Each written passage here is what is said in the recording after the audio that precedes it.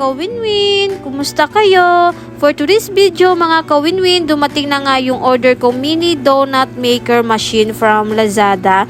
Nag-order nga ako neto dahil gusto ko nga mag-business or mag-try mag-business ng mini donuts. Excited ako makita kung ano ang itsura niya at nung na-open ko nga mga ka-win-win, may kasama siyang sauce bottle. At nakakatuwa dahil maganda nga yung nabili ko, wala siyang defect at 16 pieces ang magagawa mo per donuts.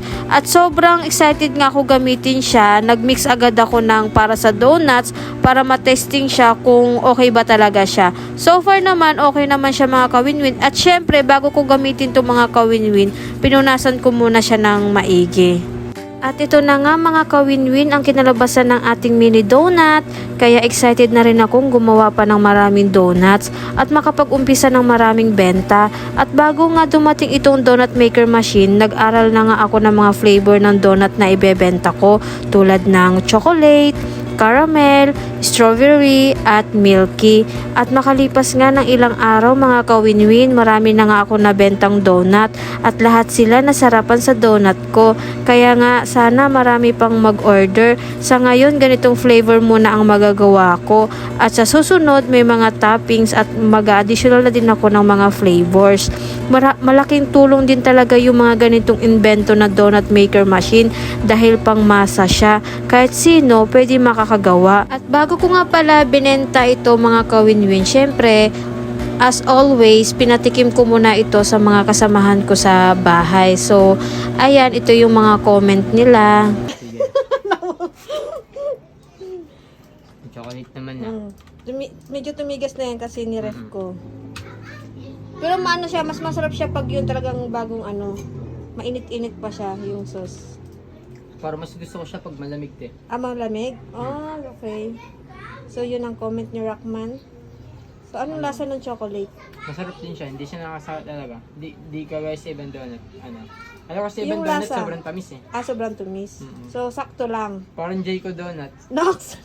Kakain ko Ito lang. tama ko, hindi na sila maniwalaan yan, Jake. Oo nga, kakain ko lang sa bahay, magkalasa lang.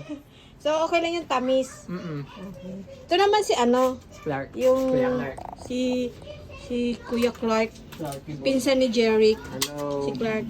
Kaya natin kainin daw. Yun, sabihin mo yung totoong lasa din, Clark, kasi syempre iba yung taste ni Rockman tsaka sa'yo eh. Anong lasa ng chocolate? So, ginawa ko talaga yung sauce niya. Yung sauce, yung syrup niyan. Hindi ko siya binili sa labas.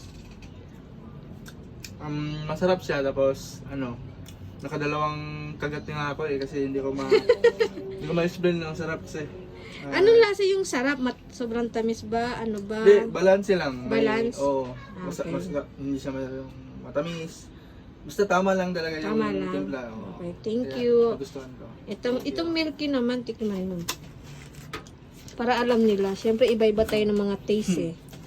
Yan, diba? So, yan. Yan, guys.